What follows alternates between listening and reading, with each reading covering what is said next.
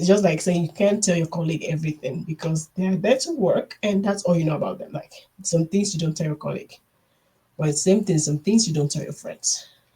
Exactly. And again, it comes back to what type of friendship you have.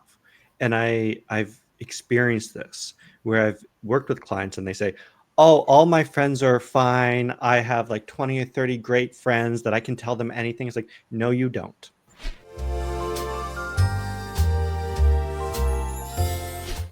Hey everyone, welcome to Decoding Dating. My name is Evelyn and I'm the founder of Love and Connections. And so, if you are looking for dating, looking for, it's a matchmaking and event service business. So, if you're looking to find your forever love, so I'm that person for you. And then we have Adam here, and I'm great. My name's Adam Melnick. I'm a leadership coach and owner of Seeing the Lead, and I've helped numerous individuals not only create successful work relationships, but also romantic and personal relationships. So, Evelyn, what are we talking about today? Awesome. Today, we're actually talking about something, a topic that is very, very interesting, and it's all about how do we navigate, how do we communicate, navigate communication when it comes to dating. Okay. So we are going to be exploring and just having conversation, and we'll be glad to actually know what you guys think about this. So feel free to leave your comment and don't forget to subscribe because we have exciting videos coming up. So I think we should start by asking. So when do you think is the right time, Adam, to actually talk about the tough questions with your partner? When is the right time to talk about those tough questions? It's interesting because you have to have a little bit of cognitive flexibility. Typically, when I see bringing up the tough questions, it's one where you're in a headspace to have those tough questions, but they also have to be in that headspace to have that tough question. And I typically see a lot of individuals love to have these hard conversations right before they go to bed. And it's like, what are you Mm, doing? You do not do that right before you go to bed. You do not have hard conversations in the bedroom unless you really don't care about your sleeping. Then screw it. I think I like that one where you don't talk about the hard questions before you go to bed. Then you kind of tend to think about it, maybe not sleep well. Yeah, so it kind of messes up the night. So I think I like the idea. So so yeah, and I like the fact that you have to really look at your state, emotional state at that time. Because for most people, especially the ladies, they tend to, they're feeling the emotion at that moment and they just want to say it at that moment. But most of the time, depending on the partner you have, right, it doesn't always turn out well. It can lead to argument, and that's something that you're trying to avoid, right?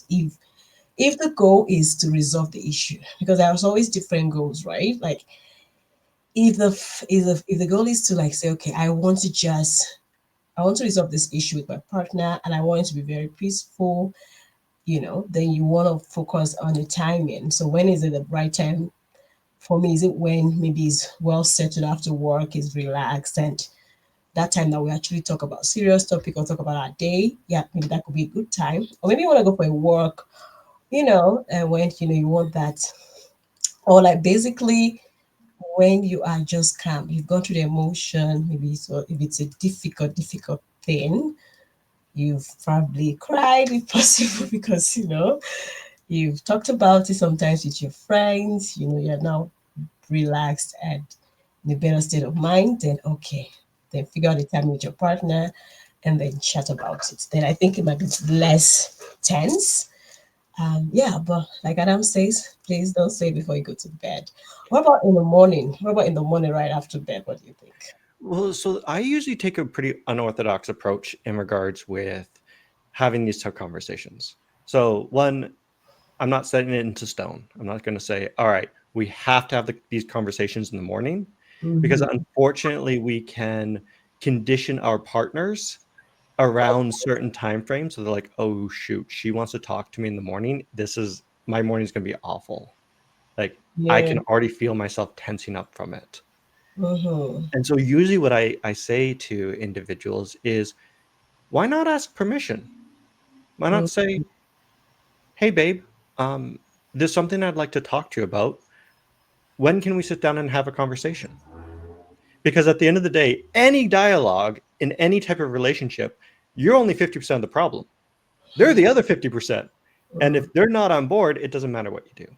Mm-hmm, What do you mm-hmm. think? I love that actually. I like the fact that just ask, right? Because you may assume that this particular time is the best time. For example, you might think of when you're relaxed is when you want to talk, but maybe they just want a quiet time. So bringing up that art question may be triggering, or maybe not necessary at that time. So it's best, like I said, and that's part of communication too, right? You're asking the question, when is it the right time to talk? And there are situations where you have partners that, like some partners, especially, I think for the men, they don't like when they hear let's talk. Oh, that it's a triggering word, even for me. I'm like, let's talk. Evelyn, no. All right. So let's talk. So if you have a partner that don't like that, maybe you can bring it up in a different way, but at least ask them when is the right time. Even if they don't like let's talk kind of phrase, but at least they will tell you, okay, you know what? I think it's a serious conversation. Maybe let's have it after lunch or after dinner or whatever. So they would let you know. So you don't assume that maybe kind of growing up, our parents, I think from they tend to sometimes wake up their partner in the middle of the night to talk. Oh no, don't do that. Like, okay, because sometimes they feel like, I don't know why, but I think they just feel like that time it's serious. Like you need, especially if the partner it has been avoiding that conversation. That sometimes when your partner is avoiding to talk to you about that serious conversation because maybe they know that depending on the role they played in that particular situation, they may not want to talk about it, and they tend to just avoid it. And sometimes it's like, okay, now you can run. Now I'm gonna wake you up and we're gonna talk about it. So it depends, right? You have to have a partner that is also willing to communicate to, right? Because if not, you're basically just chasing them, and you just have to, like they'll do wake them up in the middle of the night sometimes, like we have to talk about this. But that's just how it was done then. But I like the fact that just ask. Well, and I think we as humans, we have this nasty propensity to project our own stuff onto the other person. And I see this a lot in relationships where they say, I'm angry and I'm upset, so I have to talk about it. So we are going to talk about it. Yeah, yeah. And the reality is like, well, maybe they're not angry, maybe they're not upset, maybe they don't think it's that big of a deal, and maybe they don't want to talk about it right now. But as opposed to thinking about the other person, they think about themselves. And Hmm. then they get themselves into a conflict and a serious argument because they were only thinking about themselves and their needs and Okay. not the other person. Because I always say the golden rule is it does not matter what you said. If you did not say it in a way that they heard it, you've wasted your time. Hmm. Yeah, I think I like that too. Yeah. So it's like think about the other person as well. And yeah, so you might want to say it right now. And trust me, most of the time when we are really emotional at that point, majority of the time, it comes out wrong. That's majority of the time. It's like because the tone, I think that's something we want to get into now is the tone. So like how do you present? Like how do you present difficult tough questions or difficult conversation or discussion with your partner? Like, yeah, so I'd like to add up, like, what do you think in terms of, like, for example, for you, let's say you have a partner that wants to talk to you about something very tough, like a tough. So, what kind of, like, how would you want her to present this conversation to you, or this question to you that you feel like, I'm going to think about it, I'm going to make it work, or I'm going to fix it, or I'm going to do something about it? How I usually would love to just hear the conversation is usually my partner coming up to me and says, "Hey, babe, I'd love to have a conversation with you about this. When would that work for you? Or when do you want to have it?" Yeah. And we might actually start getting into the conversation right then and there. And there's always that moment of just stopping and saying, is this the right time? Do you want to wait on it or do you want to have it now? And it honestly gives me the choice to sit back and do some self reflection. Like, is this the time? Do I feel emotionally calm enough to have this conversation? Yes or no? If no, then it gives me the freedom to like put it off. But it's non-judgmental. It gives me power in the conversation as opposed to we are having this conversation. You don't get a choice in this. It's like, hey, I want to have this conversation. When would it work for you? It's like, oh, well, I get to choose now. So I have power in this conversation too. Okay, we're equals. As opposed to, no, no, no, no, no. I'm going to tell you how this conversation is going to go, and you're going to like it. And it's like, that's not the deal I signed up for. Yeah. How do Hmm. you like to be talked to? Yeah, I think I like the quality part there. I think, like you said, I think one of the first thing to look at is the, am I ready to actually have the conversation right now? So I think there are situations where, depending on the kind of issue, um, some women may feel like, you know, they're going through that issue right now. This is like they're at the, like, it's really bothering them at the moment, and they want to talk about it. And then when you tend to say things like, you know what, I'm not feeling like talking about it now, they might think that you're trying to avoid it. So I would say, even when you are thinking of, maybe you don't feel like it's the right time, because I think it makes sense for you to have a choice. It shouldn't be like we have to talk about it now, because it might actually end bad, and you don't want that if peace is the goal. I think it's, explaining like, okay, you know what, right now I just got back from work, had a very tough day. I'm not in the right mindset now to talk about it. Because I think this discussion is a very important one for you. I want to ensure that I'm actually there emotionally to actually meet you there. So I would like us to, I think it's so is the conversation around, I don't just want to have it now, but this is why I don't want to have it.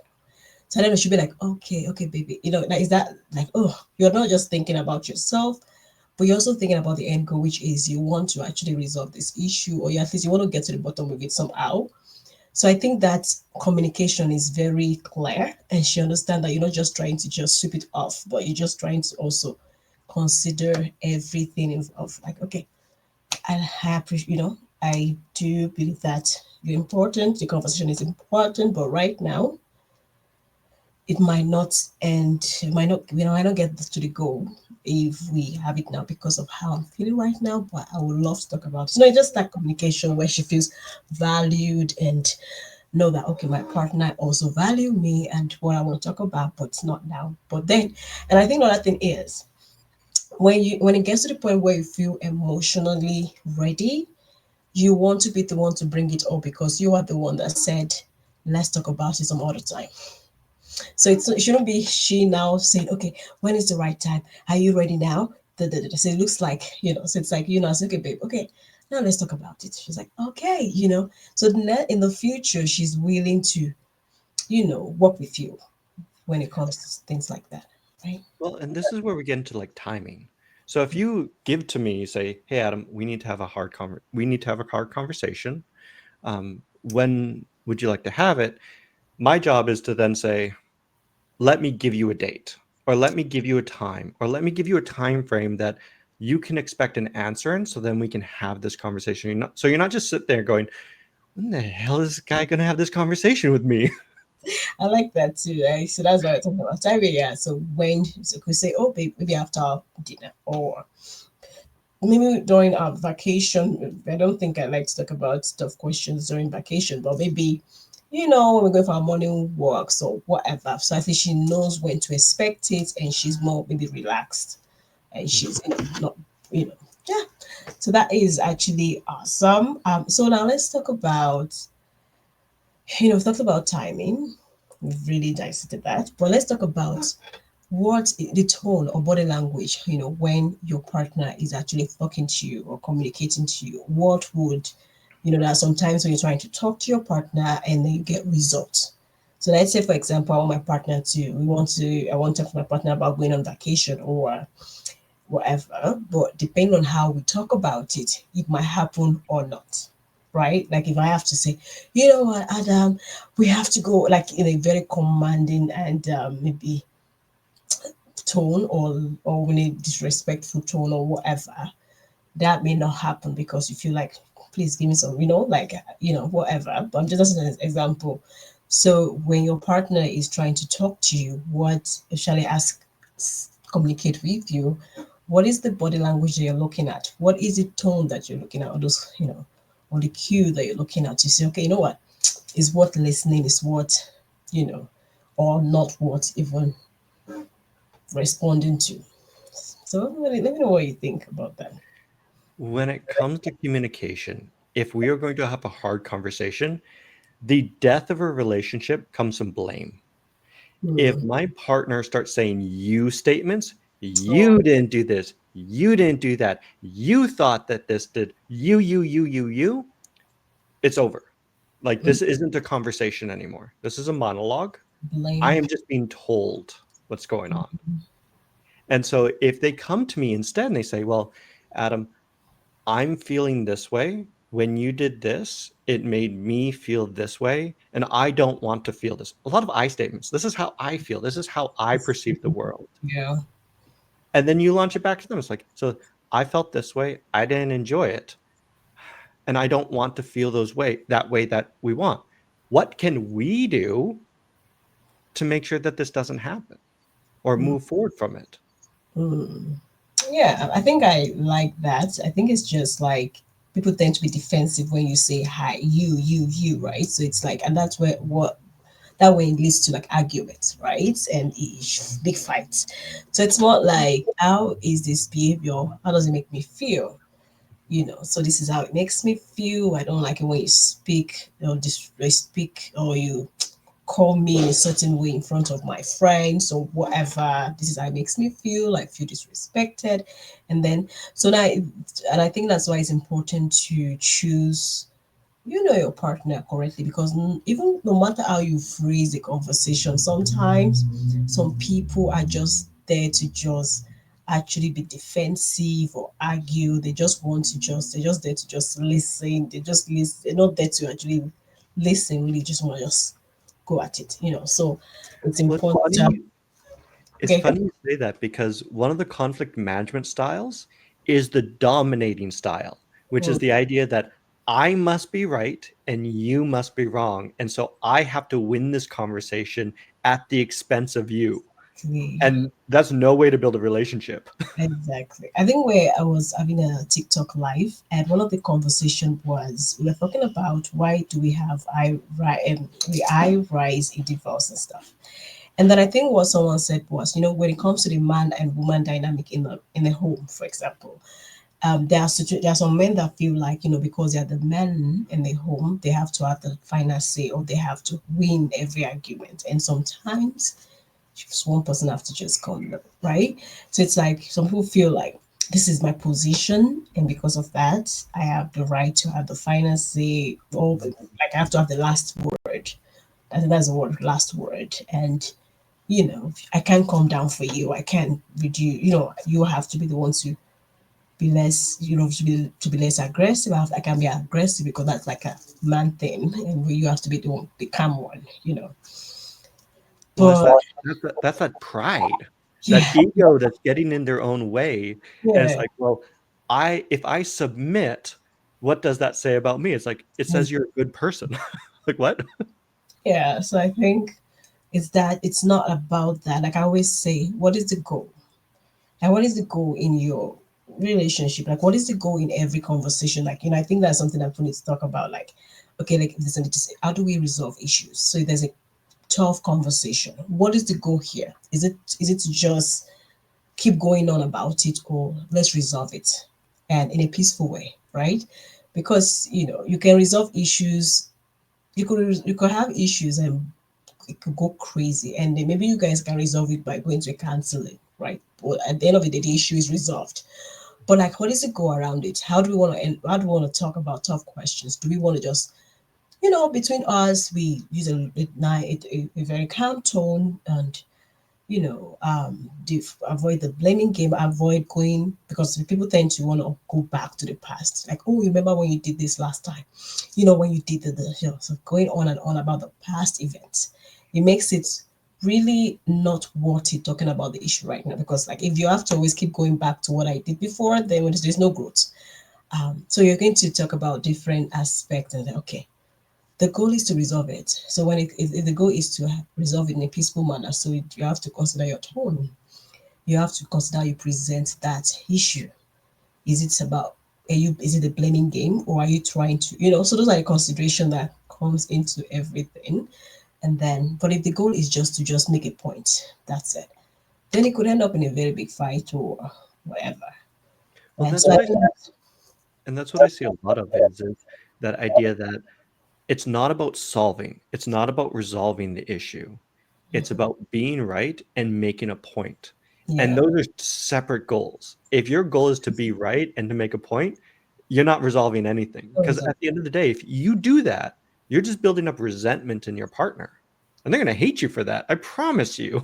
yeah, yeah. So I think yeah. So the goal is very important, really, and so it's almost like saying that, like even when it comes to communication, so on, you want to look at, okay, for example, some of you go at work, you guys are perfect communicators at work. You speak to your boss with so much respect on your colleague, but then you come to your home or you hang out with your girlfriend and you're so mean. So like if you're going to go out there and be all this professional kind guy, like we're like, oh, Adam is, this, but at home Adam is like, so you want to ensure that you give the best at home more than what you give outside, right? So um sometimes you don't have to always calm down for your, like if you guys are always have conversation and one is always shouting and expecting the other person to be calm or vice versa, then you guys need to talk about, like, this is not right. We shouldn't be having, there are going to be moments where you're going to be hungry, but how often does that happen, right? Because we're not saying you're perfect, but there's going to be some times where you're going to be like in the heat of the moment and but at the end of the day, understanding is important, but how often does that happen? How often do you have to go crazy or eat things? Eating things is even out of it. I don't think that should be any explanation for being that aggressive. Well, and there's the point of why not walk away? Yeah. So that, Why do you have to have a resolution to this conflict today? Like yes. you're putting a pressure on this conflict that you don't have to put on. In fact, you should actually take your foot off the gas, pump the brakes. And if you notice people are getting really agitated, be like, hey, I think we are both getting a little bit agitated. Let's come back to this when we're a little bit more level-headed. Mm-hmm, Why not? mm-hmm. And I think if you're dating too, when it gets to a point where because I know a lot of people that would say they cannot just come to a resolution when you're talking to your partner, no matter what, no matter how they present it, no matter what book they read before presenting that issue, it always end up terrible. So people are like that. And I think when you're dating, I feel like dating is when you tend to look at you kind of view the relationship and ask yourself, is this something I want?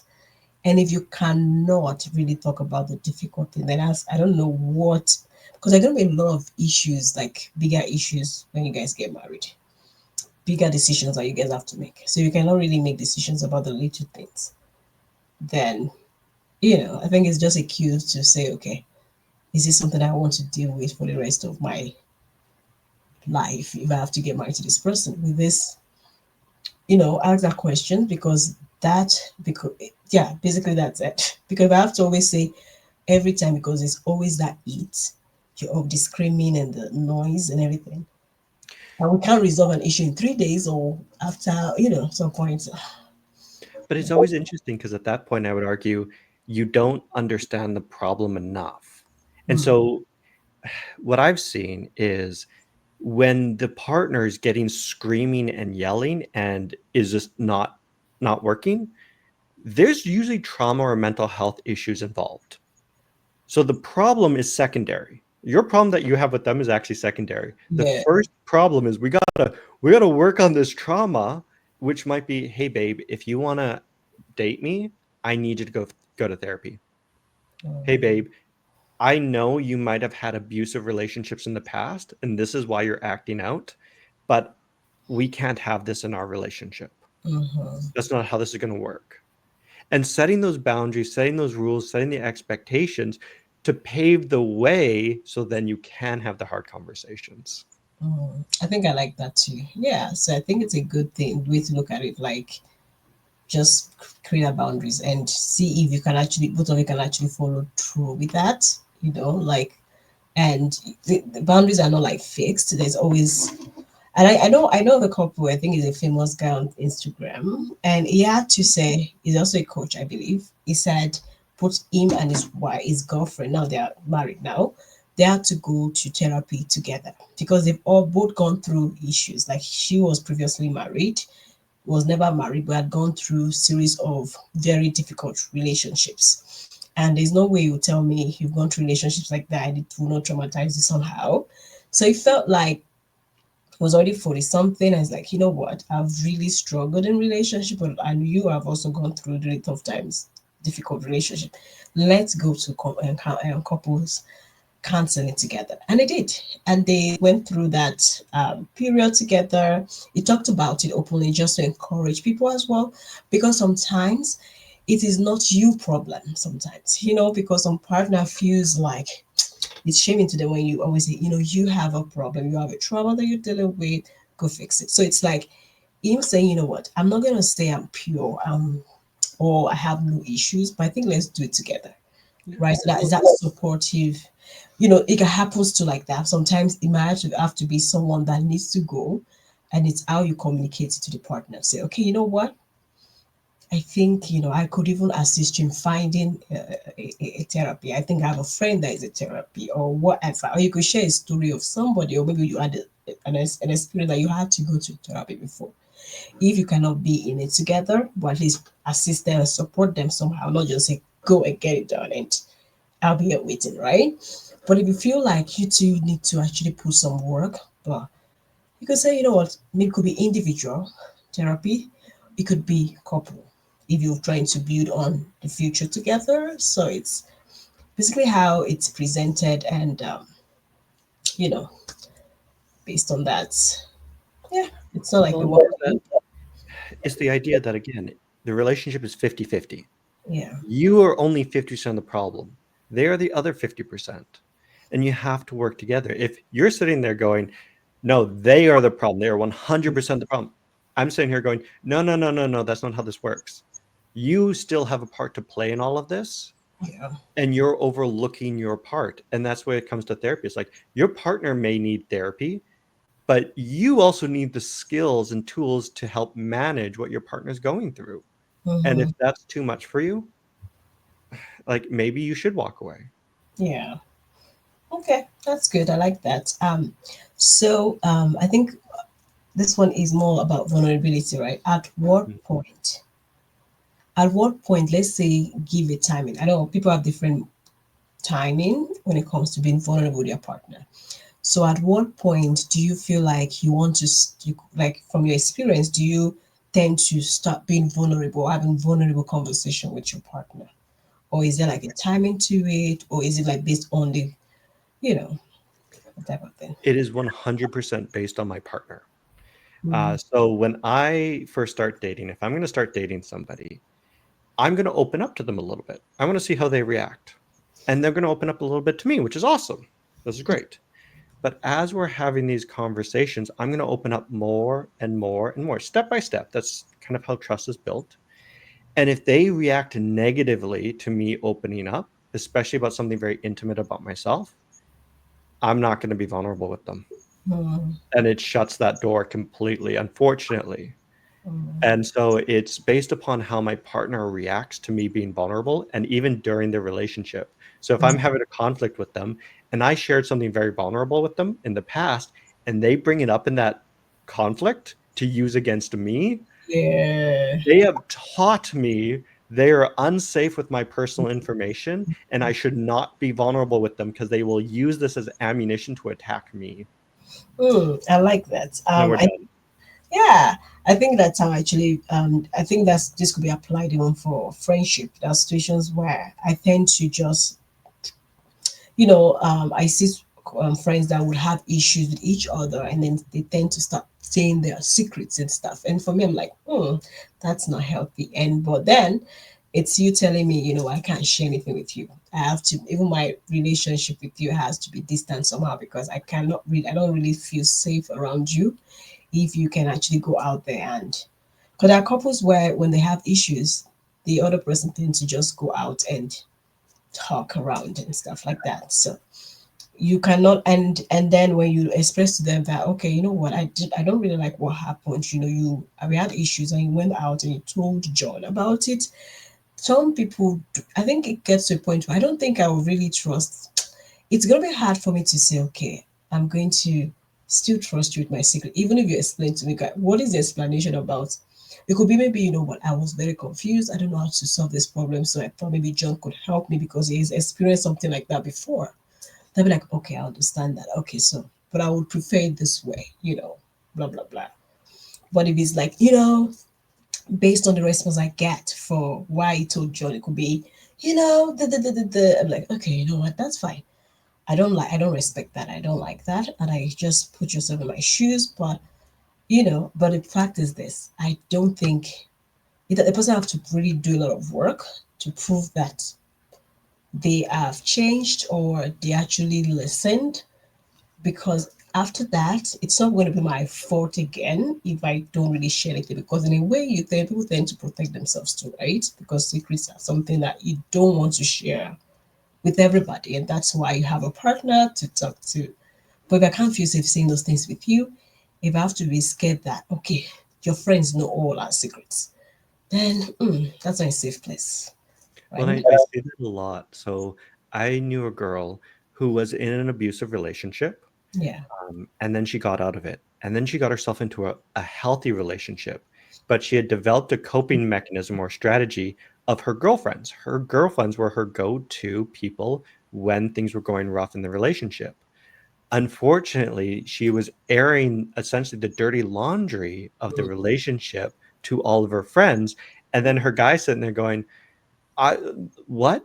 Like, you shouldn't be talking to these people.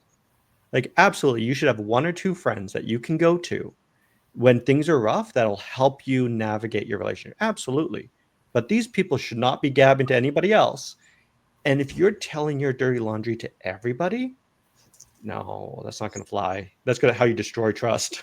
Yeah, and I think it goes to these questions about, what do you actually like? What are the things that you should say no, no, don't talk? Like, what are the things that you have to like keep away from, friends and family when it comes to your relationship? Like, what looks like oversharing, when it comes to your partner stuff or your things that happen in your relationship. So, what do you think? Kind of like, what do you think it's like? It's okay to share with your friends, but not okay, to share with them about your Well, relationship or partner. it's really up to you and kind of how close the friendship dynamic is. And Mm-hmm. also, can these friends keep a secret? If they can't keep a secret, you shouldn't be sharing anything with them. Like, full stop, unless it's very superficial stuff. But the thing to always remember is when you're having a conversation with your friends, you're only ever giving a window into your life. And because it's only a window, they're only seeing one part of the house. And I've seen this mistake happen time and time again where they only ever go to their friends about the negatives about their partner. Mm. And then their friends hate their partner.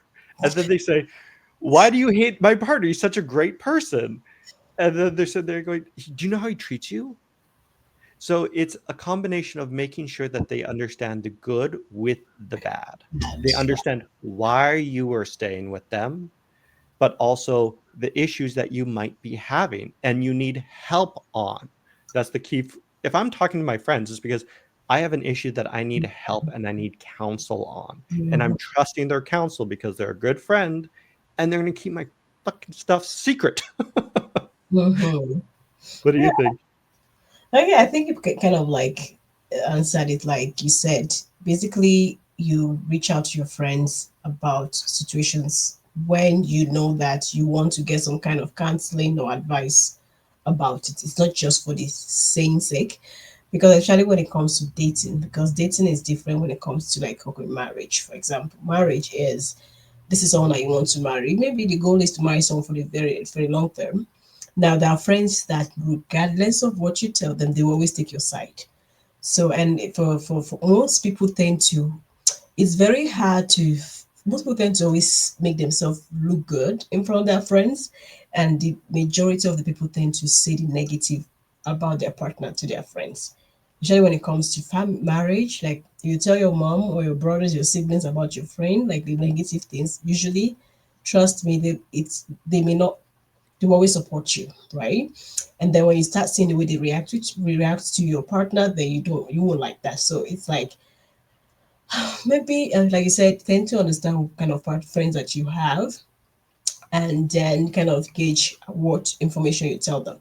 But I also still feel like there's some information you should not tell any friend, even no matter how trustworthy you think they are.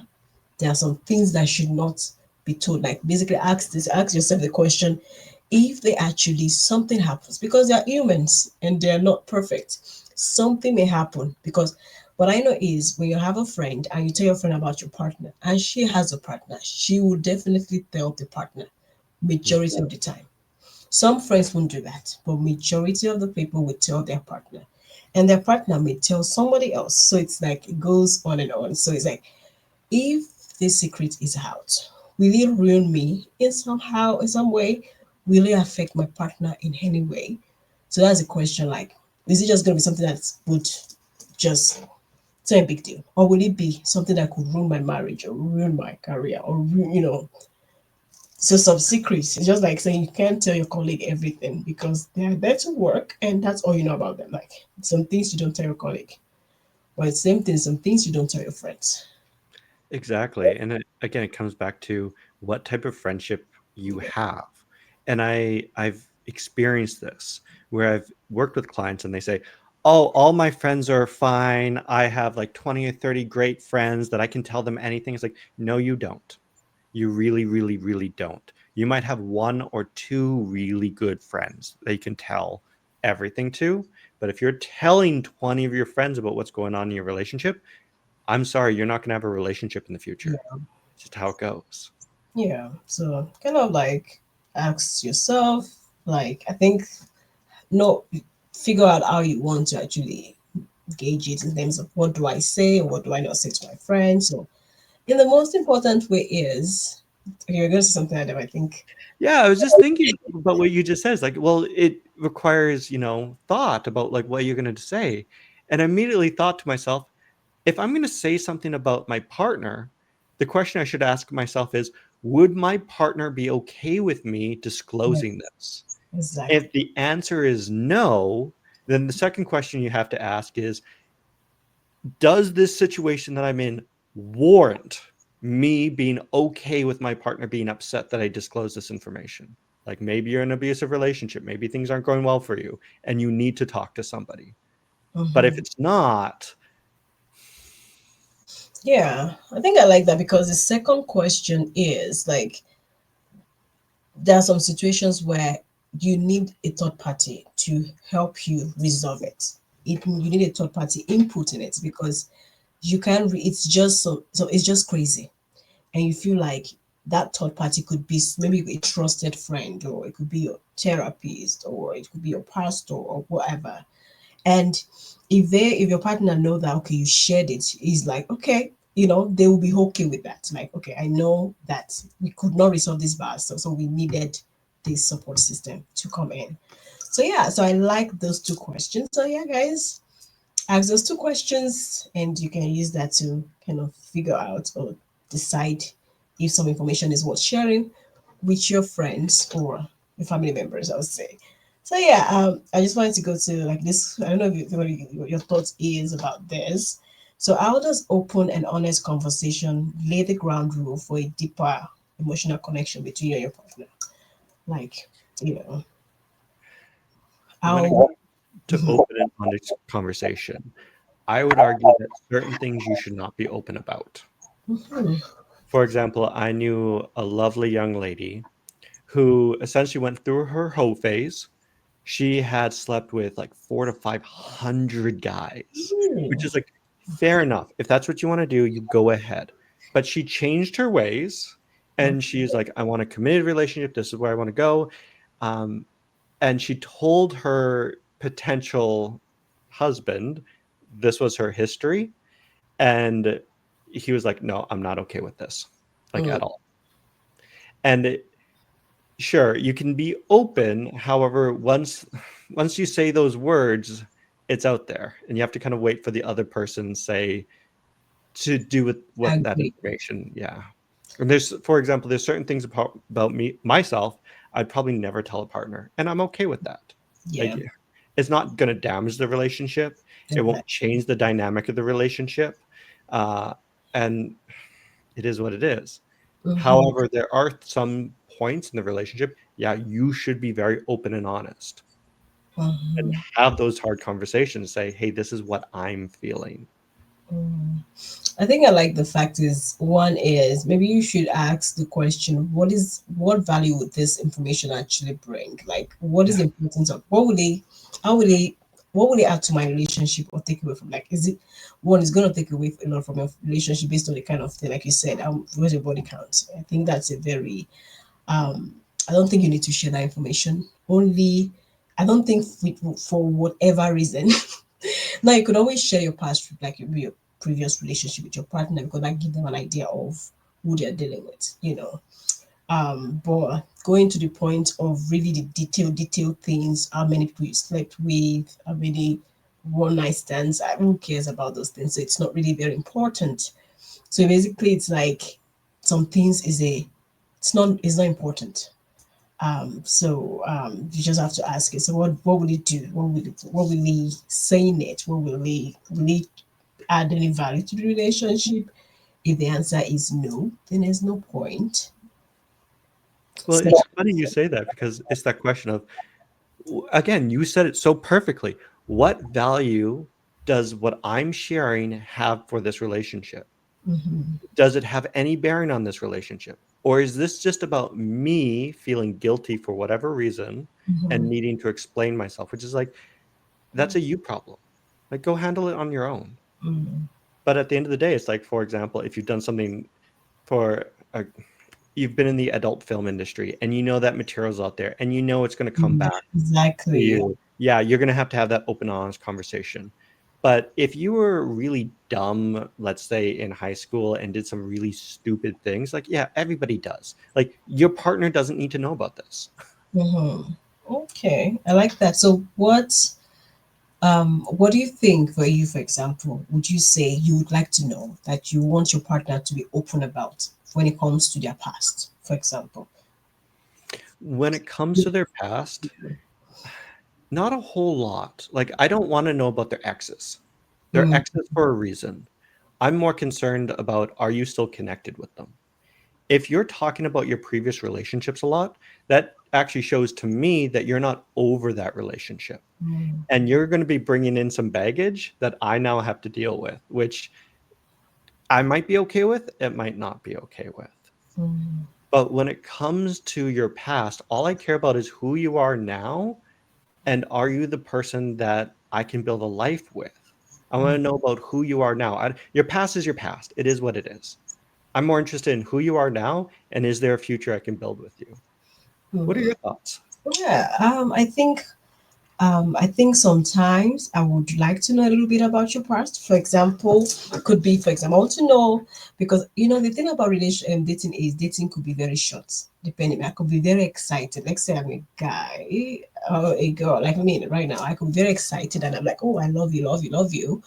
But some things about your past will give me a more deeper understanding about you because dating could just last for 6 months, 1 year, and I may not see all you until situation comes out, like until we experience different situations in our relationship or marriage, to now see those character or behaviors that maybe I may not be okay with, and that's why we have a lot of divorce issue, sometimes.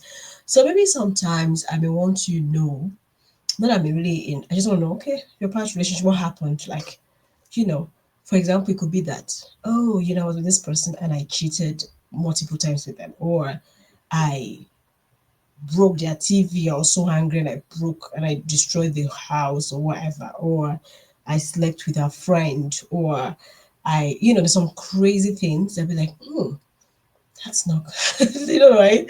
That's not, it gives me, like if I have a friend and she's like, oh, my friend, my other friend, I slept with our husband, you know, in a way, I'm gonna be very careful with you around my partner, right? So sometimes the past relationship, I don't want to know too much. I'm just asking for like one or two, it just give me a better understanding of your character. The goal is the character. Um, or you could say, if you tell me, oh, when I was in my past relationship, I was so mad and I ran over my ex. I see that happens a lot in the US, like with different people, where people will just run over. It's a extreme case. I don't think I want to deal with that, because what happens when we're upset? Am I going to be expecting, you know, violence, crazy, run over kind of issues? So sometimes I'm only interested in knowing your past because I want to kind of have an understanding of your personal, like your person, your character, you know, especially if I'm only dating for 3 months or 1 year, and they've you had your last relationship was like about 4 years, so they've seen different, you know, aspect of you. But I just need to have that understanding, because it depends on what I'm looking for, what I want in my future, right? If I want, we all have an idea of what we want our relationships to look like, or our marriages to look like. But there's some things I don't want to be part of, maybe because I've seen it before. Could be through family members or friends, and I do not want to experience that before. Um, so I need to know some certain things, and it depends. Now it depends. We say, you know what? When I was my past relationship, I did this. I was bad. I was like, you know what? It was really bad, and I felt bad about it. I went to counseling, I went to therapy, and now I'm a new person, and I can't wait to give my all in this relationship, whatever. So that's someone that is done the work, is now a new person, is accountable, kind of, right? Is so that one I can work with that, because then I'm like, okay, I'm observing as well. And but because we all have our past. Some people went Well, to jail, but are you a new person? Are you working to become a better person, right? So and I think you said it beautifully, because at the end of the day, your past actions are your best predictable or best way to tell your future. If you have nothing but divorces in your past, yeah. then you're probably going to get divorced in the future unless you do the work and change. I think it's also important, however, if you're going to weigh into somebody's past that way, you have to be very careful. And what I mean by that is they're going to be very vulnerable and opening up. And you have to be very accepting and compassionate to them, because if you are judgmental or shut them down, you've taught them you are not a safe person, which means that the relationship's dead. Like, if you Mhm, can't handle a very vulnerable conversation like that, mhm, you're not going to be able to handle difficult or confrontational subjects down the road. mhm, And there's also a power dynamic that you can kind of weigh yourself into, which is I'm the judge and you now are the guilty individual, and you now have to prove to me that you have changed and that you are prepared for this relationship, which could set up a very interesting dynamic when it's like, yeah, but you have some stuff in your past too. So it's mhm. that idea of like, sure, we should know about it, but careful not to become the judge to say if the other person's good enough for you or not, or if they are a criminal or something along the line. Because again, you're not setting yourself up for success down that road.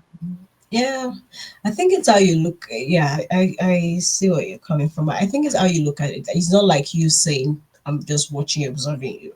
It's you doing that quietly. Because at the end of the day, when you're dating, you're trying to see if this person is a good fit for you, regardless. So in doing that, you're actually observing and you're watching. You don't have to always point it at them, but you silently observing, you know. And then you're not coming from a judgmental angle. It's like, tell me your story. You want to be sure that you are a safe place enough for them to even share that. Because some people, for them to say, okay, it was my fault, I did this, you must have given them the space to do that. And you also want to make sure, I understand, you want to come from that empathy angle. But at the same time, no matter how, you should still be able to observe. You know what I'm saying? But in a very safe way, in a way they still feel safe enough to be vulnerable to you. But then you ask yourself questions like, Okay, based on this story or this incident that happened in their past, have I seen them behave similar before that maybe now I can connect? Because now you can connect like, oh, now this is why they behave like this, you know? And then see, okay, now they say they're working on, they will tell you because I think I want to know. If you said you run over your partner, I want to know, what do you think about it, you know? And it's like, yes, she, she deserved it, you know. Is that all? Did you think about it after? What do you think? How is she doing? No, she's suffering. She died, and good for her. I'm telling you, it's a red flag for me. But if you say something like, you know what, I felt bad. I was there with her at the hospital. You know, sometimes I still go. She's doing well now. She's moved on with her life, and I would never do. I'm like walking up, like, oh, that's great. Oh, sorry that happened. So and then I see that they feel the remorse about it and they are working to be better people. 'Cause we all have baggages, right? But I want to know that, okay, they cheated before, they felt remorse about it, they are working on themselves, they are do. And then I can work with that. And then silently, you need to be like intentional about your relationship, and that it requires you to pause sometimes and observe. Don't get carried away with the emotions sometimes and the love, because at the end of the day, love is not like, it's good and it's part of what makes a relationship work, but it's not everything. So which means there are other aspects that you need to think about because you're building a life with this person, right? So that's in a way, but do it in a very in a safe way, or in a way where you're not judging the person, but you're also looking out for yourself. Well, exactly. It's a very careful balance. And I remember so I was at a dating event and a woman asked me about one of my previous relationships. And so I decided to be a little bit vulnerable and I said, "Well, it didn't work out because unfortunately I let her walk on me a little bit. I gave her too much space and I didn't set boundaries when I really should have." And she looked at me and she said, "Yeah, you look like somebody who does." And I Hmm. was like, I feel incredibly judged. I was vulnerable with you, and you just judged me. I kindly moved on. I said, "Thank you so much for the conversation," and walked away. Yeah, and I think that's an example of, I don't think I want that in my relationship. I don't want someone.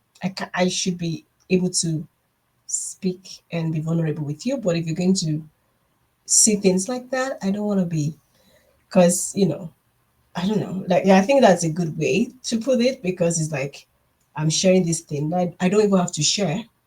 One, it's I don't I think, don't even have to share this with you. I am choosing to share it with you.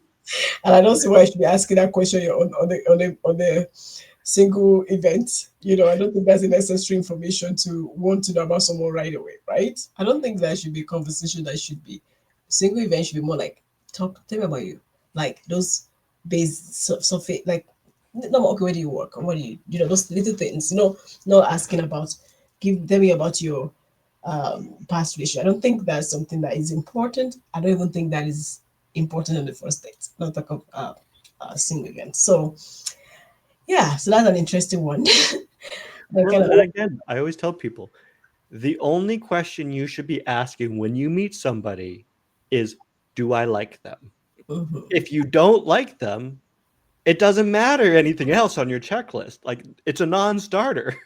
Yeah, yeah. I think it's like, let's say you meet someone and you say, okay, have you been married before? Because you're single, could be maybe you were married before, you were never married before. Yes, I was married before. I'm now divorced. Okay, all right. Do you have kids? Oh yes, I have two kids. Okay, okay, I have two kids too. Or no, I don't have kids. That's the kind of conversation. It's not like, okay, now what happened? I hate those kind of questions. Well, why did you guys divorce? No, no, I don't think you should even, you should not even, I should politely say, what, I don't think I want to go there right now. Politely say that, because I do not know what, that's becoming judgy right now. Like, why do you want to know now? Let's go on a third or fourth day, then ask me that question, and maybe, Yeah, and it's that where is this conversation coming from? yeah. Is this a place of judgment or is this a safe space? And it kind of gets into this idea of when you just meet somebody, you probably shouldn't be going in depth about your previous relationships because that says a lot about them. I knew a woman that would always talk about their exes. And again, that was coming from a place of trauma. They were traumatized by their exes and Mm-hmm. they were still holding on to the past.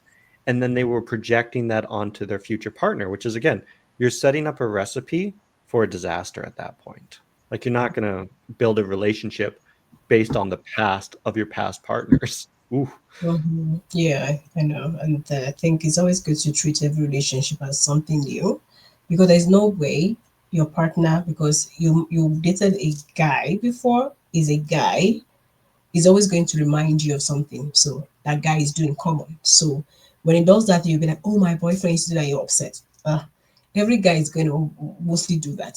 If your boyfriend previously that you had issue with was is a soccer fan and is a Chelsea fan, and your boyfriend now is a Chelsea fan and a soccer fan, it's just a coincidence. But Yeah, just a it's coincidence. not just a coincidence. Doesn't mean that you should be like, oh, now I don't like all Chelsea fan, and so it's just the way you just kind of balance it. And sometimes it's also very important to have a partner that allows you to feel safe and allows you to be able to, say sometimes, this kind of triggered me, whatever. But and they can make you feel like, it's okay. I'm here to hold your hands, and I'm here to, But sometimes you can meet a partner that would you might find it difficult to even talk about your hurt and your issues or past relationship, kind of, because some things will always trigger, some things will always remind you. But have a partner enough to say, what, baby, it's okay.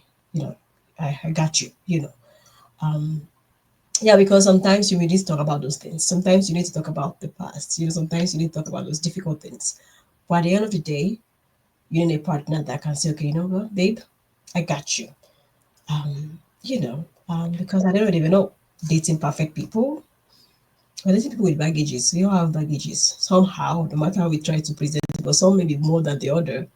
But those past issues or situations kind of affect us differently, right? So that's how life is, right? But Well, and this is the idea of creating that safe space, yeah. which one of the things I argue the vast majority of the population is very bad at is creating, for example, if you're having a hard conversation or you're having a difficult conversation, making it a positive one. Mm, So, a fabulous example of this is you have a hard conversation with your significant other, and then you guys both walk away and you don't talk to each other. It just feels awful, as mm, opposed to you have the hard conversation, you give each other hugs, and you say, okay, let's go out and do something together. Make yeah. this a rewarding experience. I Because like. if you just feel all the time like this is just such a negative experience, you don't want to have that hard conversation because you're conditioned to know that it's just going to be an awful time. But if you make it into a positive, like, oh, you shared about your exes and what happened. Thank you. I really do appreciate it. That took a lot of work. Hey, let's go for ice cream or something similar. I love that actually. I love that. I like. That's a good one actually. I think I'm learning a from that, because it's like turning the negative to positive, right? When your partner is vulnerable, okay, let's. How can I make her mood better? She's down right now, or she's not. She's sad, or she just cried about just talking about this issue. What does she like that I can do? Maybe you can get her a flower. You could get a could like Adam said, go get a coffee, go get like a coffee or ice cream just to light up our mood, turn that negative experience into something positive. Okay, that's a good tip for you guys to make the, because it's always gonna negative. There's always gonna be that. It's just like saying you have a boyfriend or you have a partner. This it tested you on the phone like, babe, I'm having a very bad day, and you'll be like, you know what? I want to make him his favorite meal by the time he gets home, and you feed him and you say, babe, this is oh my god. So there's no way he's not going to be like happy to, you know. So I think it's just I like that. So, guys, turn the negative, make it, positive somehow by and that's a support. That's a good support there. That's a lovely support there. And that's like a safe space.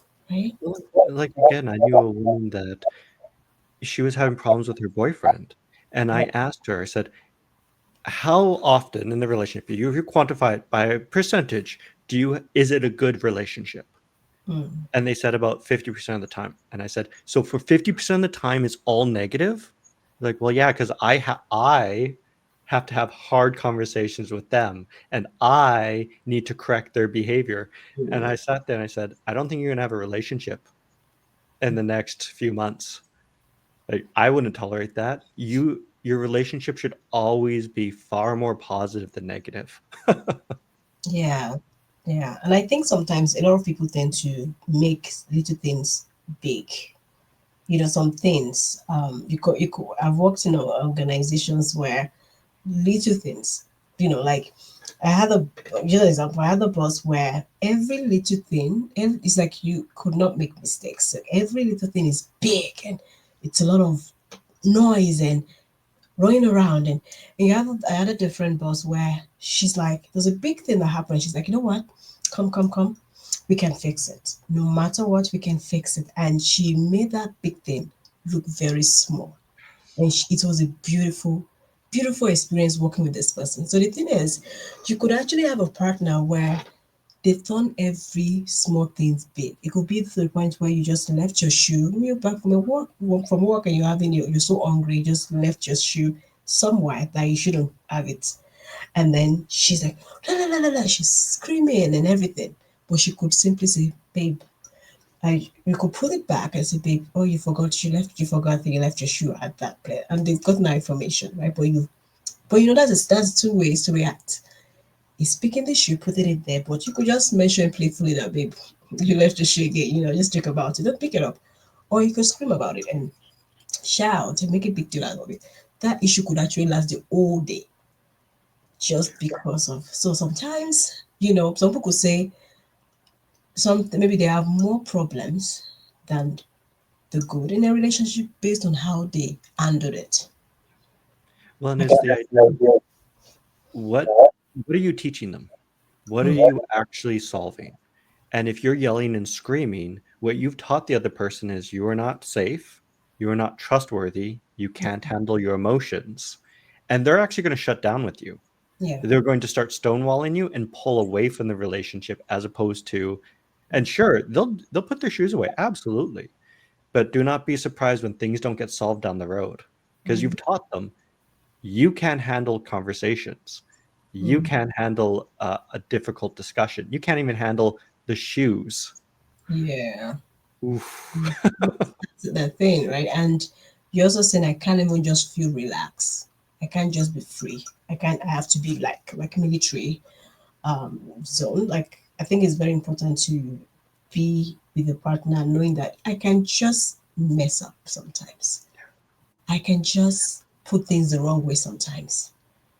And we can joke about it. Like you can even in a nice way correct me. Like there's a way you can do that. Like, oh babe, look at your socks again. This dirty socks. And there's a way you can put it in.